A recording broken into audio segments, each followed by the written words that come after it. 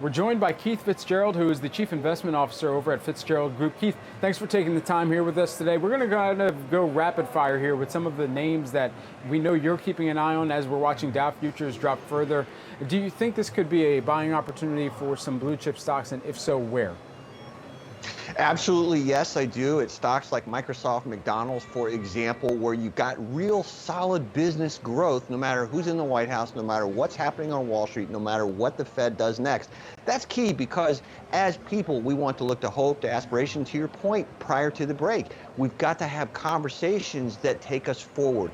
And that's really how you need to approach investing at the moment. So this is a volatility shock. It's not the beginning of a major sell-off, at least not yet anyway. Okay, and so we're taking a look at McDonald's shares over the past month, higher by about 0.8%. And as you mentioned, Microsoft as well. It's hard not to think about all of the different avenues that they've made sure that their business moves forward within. Microsoft, McDonald's, we got our solid alliteration going. Where would you, I guess on the other side, be staying away from specific names right now? Well, you know, it's interesting because I don't so much look at the world as where do I stay away, where do I go? If we have a slowing economy, typically you want to be in growth, you want to be away from commodities, you want to be away from some of the cyclicals. So, you know, in plain English, what you want to do is you want to stick with those companies you're going to need, you're going to use, and you're going to enjoy every day for years to come. And again, you come right back to Microsoft, you come right back to things like McDonald's, you come right back to defense stocks, medicine. Those things are things that the world has to have or we stop.